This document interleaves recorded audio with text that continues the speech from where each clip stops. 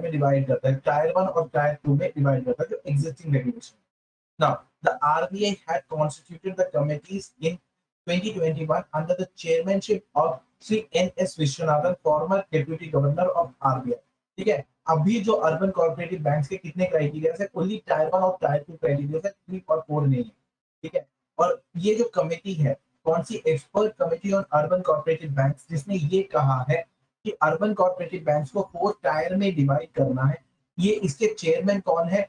NS. Vishwanathan, former deputy governor of RBI. ठीक है, इसके चेयरमैन है एन.एस. विश्वनाथन, जो कि former deputy governor of RBI है। Now the committee examined the issues in urban cooperative bank sector and reviewed regulatory supervisory approach for strengthening the sector. अब urban cooperative bank के क्षेत्र में जो जो इश्यूज हैं, अर्बन कोऑपरेटिव बैंक के क्षेत्र में जो जो इश्यूज हैं, वो कमेटी ने एग्जामिन करा, उसको स्टडी करा और उस पर अपना एक अप्रोच डेवलप करा। तो अभी तक आपने क्या पढ़ा है, ये ध्यान से देखिए।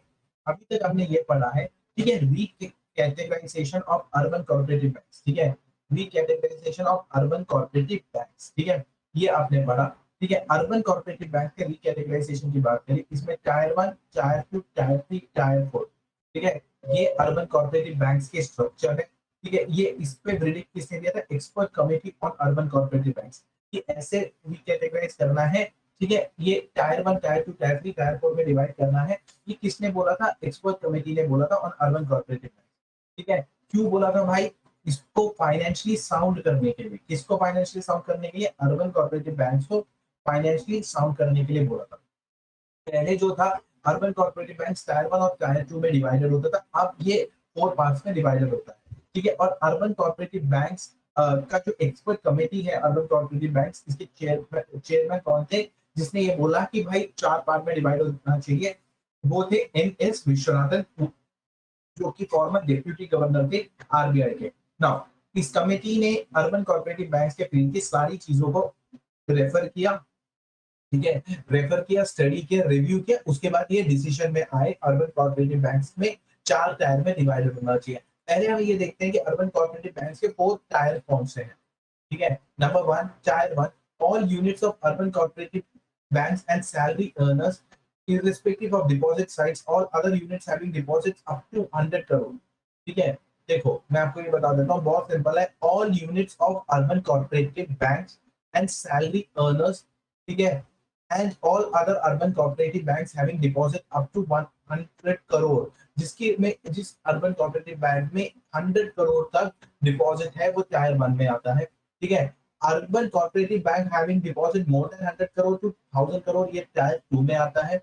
ठीक है, तो यहाँ पर 100 करोड़ तक की डिपॉजिट की बात हुई है, या 100 करोड़ से लेकर 1000 करोड़ तक की जो डिपॉजिट है उसकी बात यहाँ पर हुई है।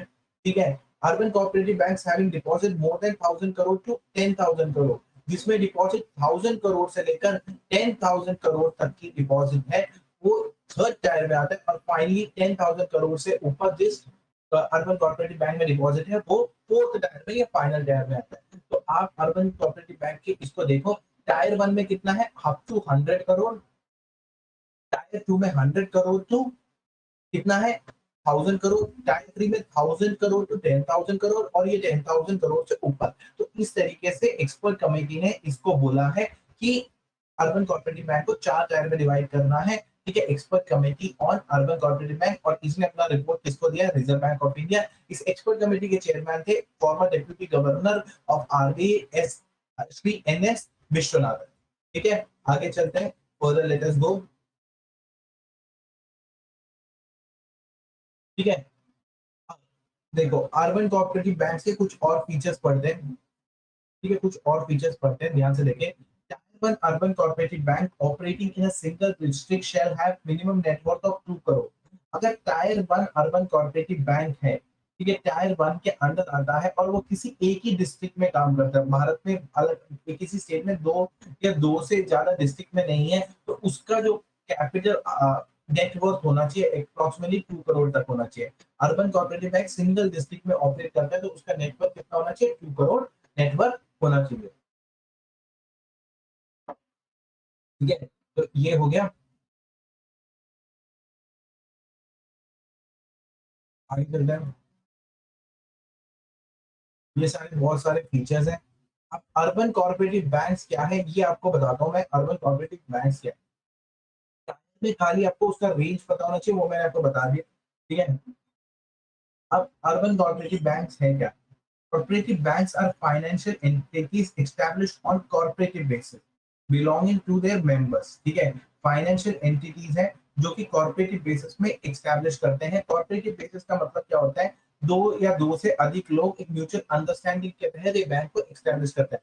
cooperative banks are financial entities established as cooperative basis. Suppose एक पर्सन है, ठीक है, ये दूसरा पर्सन है, इन दोनों ने मिलकर या एक और पर्सन है, इन तीनों ने मिलकर या एक और पर्सन है, इन चारों ने मिलकर एक बैंक एस्टैब्लिश कर दिया, that is urban cooperative bank and it belongs to their members. वो जो मेंबर्स है उन पे ये बैंक पूरी तरह बिलोंग होता है। This means the customers of cooperative bank are also its owners. जो भी अर्बन कोऑपरेटिव बैंक के कस्टमर्स है, क्योंकि सपोज ये जो चार लोग हैं ये अर्बन कोऑपरेटिव बैंक में डीलिंग करते हैं, तो ये इसके ओनर्स भी हैं। ठीक है, registration. Urban cooperative banks are primarily registered as cooperative societies. Urban cooperative banks किस तरीके से रजिस्टर होते हैं? They are registered as cooperative societies under provision either of State Cooperative Society Act, ठीक है, स्टेट कोऑपरेटिव सोसाइटी एक्ट के अंदर ये रजिस्टर होते हैं, और multi state cooperative society act. ठीक है, अर्बन कोऑपरेटिव बैंक जो है, पहले एक चीज समझो, अर्बन कोऑपरेटिव बैंक जो है अपने मेंबर्स के कंट्रीब्यूशन से बनते हैं। ठीक है, इसी वजह से उसके मेंबर्स उसके कस्टमर्स भी होते हैं। ठीक है, एक, दो, तीन, चार मेंबर्स के कंट्रीब्यूशन की वजह से बनते हैं। ये मेंबर्स इसके कस्टमर्स भी होते हैं। Members are also its owners. और ये एस्टैब्लिश किस एक्ट के अंदर होते हैं? स्टेट कोऑपरेटिव सोसाइटी एक्ट और multi state cooperative society act के तहत ये एस्टैब्लिश किए जाते हैं। ठीक है, अब ध्यान से सुनो, regulation of urban cooperative banks, it is split between RBI and state government by small cooperative banks is divided between National Bank for Agriculture and Rural Development National Bank for Agriculture and Rural Development and State Governments। देखो regulation कौन कौन इसमें rules लगाता है? Urban cooperative banks में RBI responsible है, state और central government responsible है। अगर कोऑपरेटिव बैंक्स काफी बड़े हो, बैंक्स अगर काफी बड़े हो, ठीक है, तो उसकी रिस्पॉन्सिबिलिटी आरबीआई के पास जाती है। ठीक है, और दूसरी रिस्पॉन्सिबिलिटी स्टेट गवर्नमेंट के पास जाती है। अगर अर्बन कोऑपरेटिव बैंक्स काफी छोटे हो, ठीक है, तो वो national bank for agriculture development, ठीक है, अगर छोटे हो, नाबार्ड के अंदर आता है और स्टेट गवर्नमेंट के अंदर इसकी रिस्पॉन्सिबिलिटी आती है। ठीक है, तो मैं आपको एक बार बता देता हूँ, एक बार यहाँ देख लो। कॉर्पोरेटिव बैंक्स क्या होते हैं? कॉर्पोरेटिव बेसिस पे या म्यूचुअल बेसिस पे ये एस्टैब्लिश होते हैं। ठीक है, cooperative banks are cooperative basis पे एस्टैब्लिश होते हैं। बेसिकली फाइनेंशियल एंटिटीज होते हैं। ठीक है, ठीक है, कॉर्पोरेटिव बैंक्स, ठीक है, कॉर्पोरेटिव बेसिस पे एस्टैब्लिश होते हैं। कॉर्पोरेटिव बैंक्स कॉर्पोरेटिव बेसिस पे एस्टैब्लिश होते हैं या म्यूचुअल बेसिस पे एस्टैब्लिश होते हैं। और जिसके ओनर्स हैं, जिसके ओनर्स हैं वही कस्टमर्स होते हैं।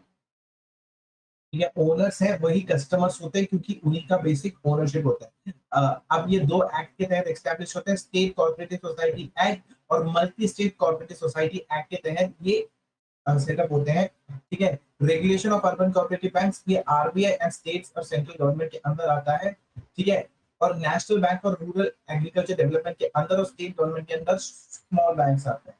ठीक है, इतना काफी है। अर्बन कोऑपरेटिव बैंक्स को कैसे डिवाइड करा जा सकता है? देखो, कोऑपरेटिव बैंक्स को दो हिस्से में डिवाइड करा जा सकता है, अर्बन और रूरल। अभी हम अर्बन कोऑपरेटिव बैंक्स की बात कर रहे हैं। ठीक है, अर्बन कोऑपरेटिव बैंक्स की कर रहे हैं, और इसको कितने टायर में डिवाइड कर रहे हैं? 4 टायर में।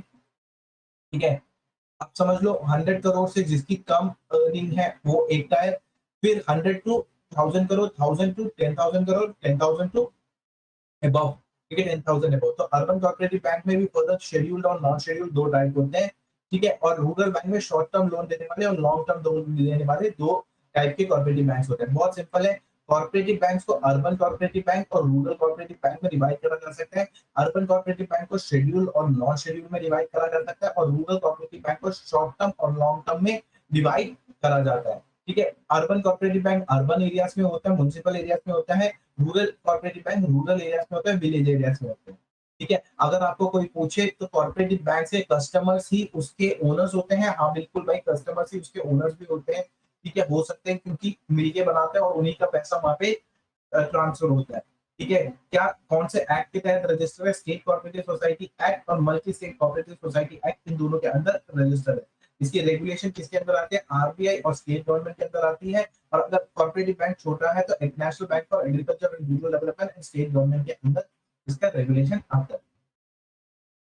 ठीक है, और अब ये एक्ट, ये जो बैंक है ये किसके एम्बिट के अंदर आता है, किसके अंदर आता है? The bank comes under the ambit of reserve bank of India. Reserve bank of India के अंदर आता है, that is banking regulation act 1949 के अंदर आता है, या banking law of cooperative society act 1955 के अंदर आता है। तो अर्बन कोऑपरेटिव बैंक है, ये आरबीआई के अंदर आता है। और आरबीआई का कौन सा एक्ट इसको गवर्न करती है? Banking regulation act, banking regulation act 1949। ठीक है, कौन सा एक्ट गवर्न करती है? आरबी बैंकिंग रेगुलेशन एक्ट 1949 और बैंकिंग लॉस एक्ट 1955 इसको गवर्न करती है। ठीक है, urban and multi state cooperative banks are under direct supervision. अगर आपको पूछे अर्बन और मल्टी स्टेट कोऑपरेटिव बैंक्स किसके डायरेक्ट सुपरविजन में अंदर आते हैं, तो आरबीआई के सुपरविजन के अंदर आते हैं। ठीक है, बेसिक आइडियाज करंट अफेयर्स से मैंने आपको समझा दिया। Let's move to the next current affairs. ठीक है, एक मिनट, टू करंट अफेयर्स, एक मिनट,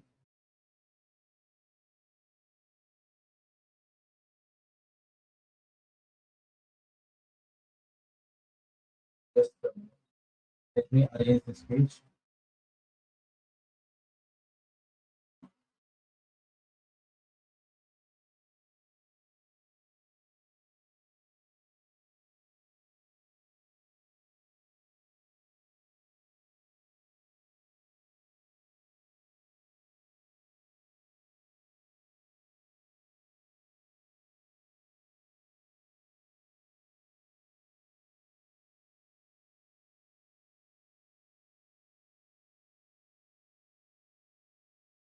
ठीक है, now I get this. ठीक है, now it's fixed. ठीक है, the next current affairs is about multi state cooperative societies amendment bill.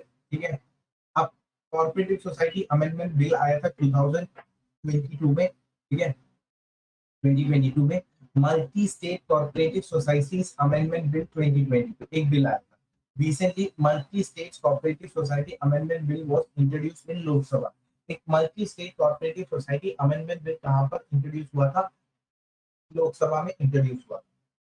इस बिल का नाम क्या है? Multi state cooperative society amendment bill 2020। ठीक है, कहां पर इंट्रोड्यूस हुआ था? लोकसभा में इंट्रोड्यूस हुआ था। अब सबसे पहले तो सुनो भाई, कोऑपरेटिव सोसाइटी क्या है?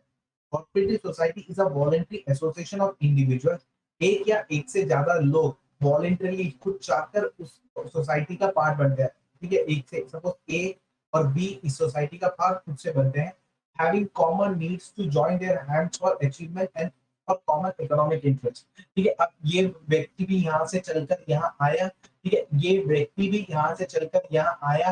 अब क्या, क्यों इन्होंने हाथ मिलाया? इन्होंने इसलिए हाथ मिलाया कि जो इनके नीड थी, इनकी जो नीड थी वो कॉमन थी, और कॉमन इकोनॉमिक इंटरेस्ट के लिए भी, मतलब एक ही इकोनॉमिक इंटरेस्ट है, इनकी जरूरत एक ही है, तो इसलिए हाथ मिलाकर ये एक यूनिट बनाकर काम करना चाहते थे।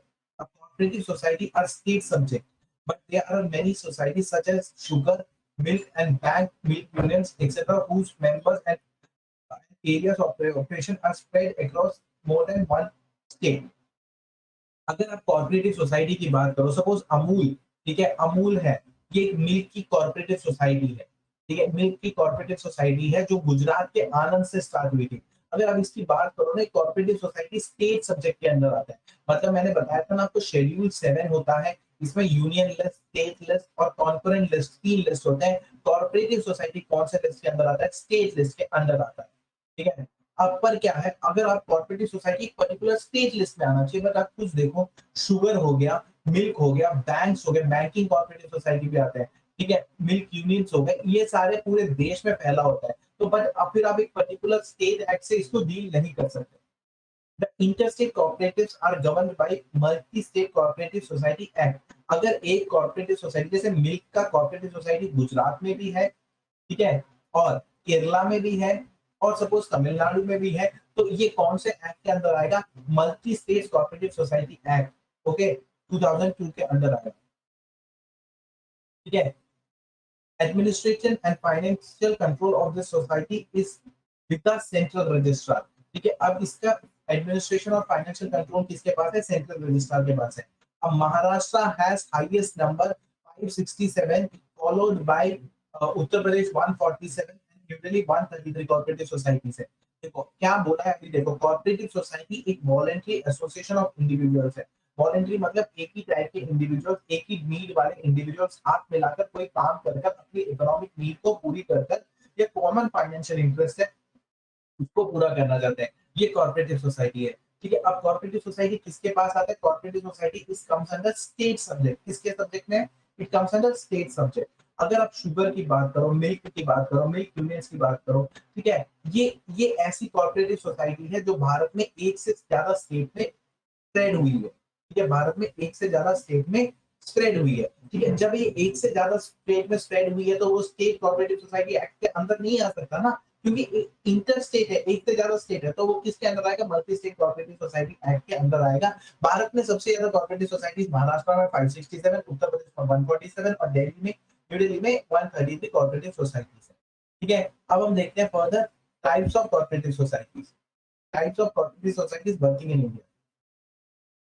ठीक है, सबसे पहले यहाँ से देखते हैं कंज्यूमर कोऑपरेटिव सोसाइटी। ठीक है, कंज्यूमर कोऑपरेटिव सोसाइटी क्या है? They seek to protect the interest of general consumer by making goods available at reasonable rates. They buy goods directly from the producers or manufacturers, thus removing the middleman from the process and deliver the items to the lower cost to the consumers. ठीक है, अब क्या है?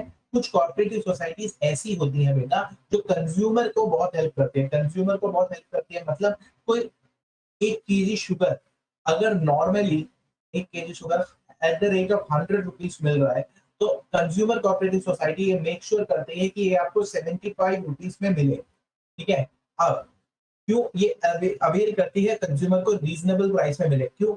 ये directly consumer cooperative society sugar mill में जाएंगी, वहां से शुगर उठाएंगी और सेल करेंगी। मिडिल मैन का रोल खत्म हो जाएगा। ठीक है, मिडिल मैन का रोल बिल्कुल पूरा खत्म कर देंगे और इस तरीके से कंज्यूमर कोऑपरेटिव सोसाइटी पुअर को और मिडिल क्लास लोगों को हेल्प करते हैं। जैसे केंद्रीय भंडार है, अपना बाजार है, शाकाहारी भंडार है। ठीक है, तो ये कंज्यूमर कोऑपरेटिव सोसाइटी का एक फंडा है कि भाई आप जो प्राइस है वो बहुत कम कर दो कॉमन मैन के। Now, producers cooperative society, they protect the interest of small producers by enabling access to the raw materials, tools, equipments, machinery, etc. Handloom societies like Baneyaka, Haryana Handloom, etc. अब producer cooperative society क्या होता है कि जैसे कोई produce कर रहा है, कोई भी चीज प्रोड्यूस कर रहा है, ठीक है, अब वो प्राइस अगर वो प्रोड्यूस करके उसको रॉ मटेरियल्स नहीं मिल रहा है, ठीक है, उसको रॉ मटेरियल्स मुश्किल से मिल रहा है, ठीक है, ऐसी चीजें उसको मुश्किल से मिल रही है, तो क्या होगा? उसके लिए काफी हद तक दिक्कत हो जाएगा कि प्रोड्यूस करना। तो प्रोड्यूसर कोऑपरेटिव सोसाइटी का काम क्या है कि भाई प्रोड्यूसर्स को चीप प्राइस में रॉ मटेरियल्स को अवेल करे। ठीक है, ठीक है, cooperative credit society, they accept deposit from members and grant them loans at reasonable price. ठीक है, क्रेडिट सोसाइटी क्या है? जैसे 2-3 लोगों ने मिलकर एक कोऑपरेटिव सोसाइटी खोल दी, अब सबको हर हफ्ते 10 रुपए देना पड़ेगा, तो at the end of the week इनके पास 30 रुपीज हो गए। ठीक है, 30 रुपीज हो गए। अब इस 30 रुपीज से वो 10 रुपीज इसी के मेंबर को लोन दे देंगे, ये 20 रुपीज लोन दे देंगे। ठीक है, तो बेसिकली अपने मेंबर को ही अपने मेंबर से कलेक्ट किए हुए पैसे से लोन दे देते हैं। आप बोलोगे कि उनके पैसे उनको वापस करके क्या मिलेगा? सपोज देयर आर 5 पीपल, ठीक है, everybody has to submit 1000 rupees per week, 1000 rupees per week देना है। ठीक है, तो इनके पास 5000 रुपीज हो गया। अब इसके एक मेंबर के पास खाली 1000 रुपीज था, ठीक है, बट उसको 5000 रुपए की जरूरत थी, तो ये 5000 रुपए सबसे जो कलेक्ट किया है, ठीक है, और इनका जो रिमेनिंग अमाउंट वाला मिलाकर उस व्यक्ति को लोन दे देंगे। ठीक है, समझ में आया? तो सबसे पहला जो कोऑपरेटिव सोसाइटी था वो कैसे फंक्शन करता था? तो सबसे पहला था वो था कि लोगों को गुड्स और कमोडिटीज बहुत रीजनेबल प्राइसेस में अवेल करता था, that is consumer cooperative society.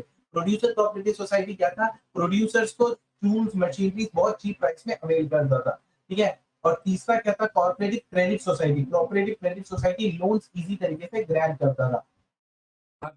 Fourth type है cooperative farming society. Cooperative farming society क्या है? Farming society a way of farmers to retain their right और their land get pool together consolidated land livestock equipment by earning share in the total output as a contribution made. अब देखो farming क्या है? आपके पास किसी के पास जमीन है, सपोज एक व्यक्ति के पास लैंड है, ठीक है, एक व्यक्ति के पास लैंड है, किसी के पास मशीन है, किसी के पास हैंडपंप है, ठीक है, किसी के पास इलेक्ट्रिसिटी है सब। अब हैंडपंप वाला हैंडपंप यूज करके जब तक जमीन नहीं है अपनी कल्टीवेशन नहीं कर सकता, खाली मशीन से कोई कल्टीवेशन नहीं हो सकता। किसी के पास हो सकता है क्रॉप है, ठीक है, क्रॉप है या सीड है, तो सबको पूल करके एक बंदा इनिशिएटिव लेता है, चलो तुम्हारी जमीन यूज करते हैं, मैं अपना मशीन ले आता हूँ। सपोज आप इस तरीके से देखो, इसके पास हैंडपंप है, पर्सन ए के पास हैंडपंप, ठीक है, पर्सन बी के पास मशीन है, ठीक है, पर्सन थ्री के पास लैंड है, ठीक है, पर्सन ए के पास हैंडपंप है, पर्सन बी के पास मशीन है, पर्सन सी के पास लैंड है, ठीक है, और ऐसे करके सबके पास कुछ ना कुछ है। तो कॉर्पोरेटिव सोसाइटी क्या करती है? बेसिकली इसको पूल करती है, क्या करती है? पूल करती है, ठीक है, और पूल करने से क्या होगा? सब अपना अपना सामान लेकर आएंगे और एक जगह पे कल्टीवेशन हो जाएगा, लैंड में कल्टीवेशन हो जाएगा, जो कि इंडिविजुअली कोई नहीं कर पाता था, ठीक है। हाउसिंग कोऑपरेटिव सोसाइटी क्या होता है? Housing cooperative society are type of society that provide affordable housing to middle and low income groups. They construct residence funds, provide them to the members in living and collect the money in installment. Housing cooperative society क्या है? इन्होंने suppose building बना ली, suppose customer ए को house चाहिए, B को house चाहिए, सी को house चाहिए, इससे थोड़ा सा 10% एडवांस लिया, इससे 20% एडवांस लिया, इससे 30% एडवांस लिया और कुछ पैसे 50% अपने पास से डाला, ठीक है। अब क्या हुआ? इन्होंने बिल्डिंग खड़ी कर दी, एक के ऊपर एक बिल्डिंग खड़ी कर दी, ठीक है, ए को भी रहने को दिया, बी को भी रहने को दिया, सी को भी रहने को दिया। अब बिल्डिंग में के बाद इससे इंस्टॉलमेंट में पैसे लेते हैं, that is housing cooperative society. फिर आते हैं marketing cooperative society. This society function to market produce profitable at best possible price, increase the bargaining strength of the producer and protect them from trials of individual selling and market exploitation. ठीक है, अब क्या होता है? Marketing cooperative society, यार जो producer बना रहा है, ठीक है, कमोडिटी बना रहा है, अब उसको अच्छा मार्केट नहीं मिलेगा तो वो सेल नहीं कर पाएगा, ठीक है। जो प्रोड्यूसर कमोडिटी बना रहा है, अगर उसको अच्छा मार्केट नहीं मिलेगा तो वो सेल नहीं कर पाएगा। तो बेसिकली उसको एक एप्ट मार्केट प्रोवाइड करना जिससे वो कमोडिटी सेल कर पाए, वो मार्केटिंग कोऑपरेटिव सोसाइटी का काम है, ठीक है। कंज्यूमर कोऑपरेटिव सोसाइटी का काम क्या है? कंज्यूमर कोऑपरेटिव सोसाइटी का काम है कि जो कस्टमर है उनको चीप प्राइस पे क्वालिटी कमोडिटी प्रोवाइड करे। प्रोड्यूसर कोऑपरेटिव सोसाइटी का काम क्या है? प्रोड्यूसर कोऑपरेटिव सोसाइटी का ये काम है कि भाई जो वो प्रोड्यूसर है उनको कोई भी चीज प्रोड्यूस करने के लिए रॉ मटेरियल्स गुड्स वाला बहुत चीप प्राइस में मिले। कॉर्पोरेटिव क्रेडिट सोसाइटी का काम क्या है? ये लोगों से पैसा पूल करते हैं और लोगों से पैसा पूल करने के बाद उसको लोगों को ही लोन में देते हैं। कॉर्पोरेटिव फार्मिंग सोसाइटी का काम क्या है? इंसान के पास अलग अलग चीजें हो सकती है, किसी के पास लैंड, किसी के पास मशीन, किसी के पास वाटर अवेलेबिलिटी, किसी के पास सीड्स, किसी के पास XYZ चीज हो सकता है, ठीक है। तो ये सारे रिसोर्सेज को पूल करके एक ही जगह फार्मिंग करना कॉर्पोरेटिव फार्मिंग सोसाइटी का काम है। हाउसिंग कोऑपरेटिव सोसाइटी का काम है लोगों से कुछ पैसे स्टार्टिंग में ले लेते हैं, हाउस कंस्ट्रक्ट करते हैं, ठीक है, और जहां से पैसा स्टार्टिंग में लिया उन्हीं को ये पैसा घर दे देते हैं और उसके बाद उनसे इंस्टॉलमेंट चार्ज करते हैं। जैसे 5 लोगों के पास, अब इसको थोड़ा और विस्तार में समझिए, 5 लोगों के पास, ठीक है, 5 लोगों के पास 50 करोड़ रुपीज है, ठीक है, 50 करोड़ रुपीज है। अब इन्होंने क्या करा? इस 50 करोड़ रुपीज को यूज करा, ठीक है, 50 करोड़ रुपीज को यूज करा और फ्लैट बना दिए, ठीक है। अब इन्होंने 10 फ्लैट्स बना दिए, 10 फ्लैट्स बनाने के बाद क्या हुआ? इन्होंने अपनी 50 करोड़ रुपीज को यूज करके 10 फ्लैट्स बना लिए। अब 5 फ्लैट तो इन्होंने आपस में ले लिए, ठीक है। अब क्या बोलते हैं, बाकी 5 फ्लैट इन्होंने बेच दिए और वो पैसा इन्होंने अपने पास रख लिया। ऐसे भी हाउसिंग कोऑपरेटिव सोसाइटी काम करती है, ठीक है। Marketing cooperative society market availability को इंश्योर करती है कि मार्केट अवेलेबिलिटी प्रॉपर हो, ठीक है। आगे चलते हैं,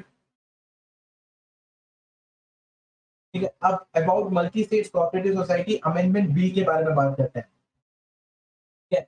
अब it seeks to amend multi-state cooperative society act 2002 aiming to bring transparency and accountability in multi-state cooperative society sector, ठीक है। ये क्या करते हैं? ये multi state cooperative society amendment bill किस चीज की बात करते हैं?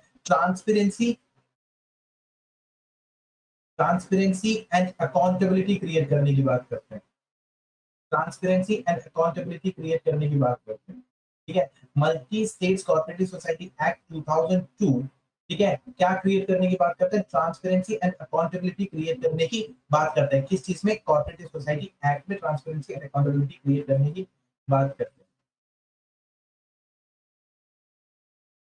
ठीक है। अब एस्टैब्लिशमेंट ऑफ कोऑपरेटिव सोसाइटी की अमेंडमेंट्स क्या है, establishment of cooperative election authority, cooperative society में इलेक्शन की बात करी गई है इसमें। Central government will establish a cooperative election authority consisting of chairman, vice chairman and up to 3 members appointed by central government, ठीक है। अब कोऑपरेटिव सोसाइटी के ना क्या होते हैं, ग्रुप्स होते हैं, कि कोऑपरेटिव सोसाइटी जो भारत में जो भी गवर्नमेंट है उसकी रिस्पॉन्सिबिलिटी होती है कि भाई उनके इलेक्शन करवाना, ठीक है। तो establishment of corporative election authority, corporative election authority का एस्टैब्लिशमेंट होगा। जो जितने भी कॉर्पोरेटिव सोसाइटी, अब देखो कॉर्पोरेटिव सोसाइटी एक गुजरात में हो सकता है, एक पंजाब में हो सकता है, एक बंगाल में हो सकता है, एक बिहार में हो सकता है, ठीक है, एक्स वाई है। अब इधर की सारी कॉर्पोरेटिव सोसाइटी, इधर की सारी कॉर्पोरेटिव सोसाइटी, सारी कॉर्पोरेटिव सोसाइटी को एक अथॉरिटी गवर्न करती है। उस अथॉरिटी के इलेक्शन करवाने के लिए एक 3 मेंबर कमेटी की बात करें, जिसमें एक चेयरमैन होगा, वाइस चेयरमैन होगा और 3 मेंबर्स होंगे जो सेंट्रल गवर्नमेंट अपॉइंट करेंगे। और इनका काम क्या होगा, conduct elections of cooperative society, ठीक है। कोऑपरेटिव सोसाइटी के जो इलेक्टोरल रोल्स है, कौन कौन वोट देगा, कौन कौन नहीं देगा, उसको प्रिपेयर करो and perform their prescribe function, जो भी फंक्शन है उसको प्रिस्क्राइब करो, फंक्शन को परफॉर्म करो। तो कोऑपरेटिव सोसाइटी एक्ट का जो बेसिक काम है वो क्या है, वो ये है कि सबसे पहले तो ट्रांसपेरेंसी एंड अकाउंटेबिलिटी हो और एक corporative authority, corporative election authority create करे जो कि इलेक्शंस को कंडक्ट करवाए। इसमें 3 मेंबर्स होंगे, chairman, vice chairman and 3 members appointed by central government, ठीक है। यही बेसिकली कॉर्पोरेटिव सोसाइटी के बारे में, ठीक है। आपको एक आइडिया लग गया होगा कॉर्पोरेटिव सोसाइटी क्या क्या फंक्शन करता है और कौन से एक्ट में अमेंडमेंट हो गया। That's all for today, thank you so much and have a nice day, take care, stay safe.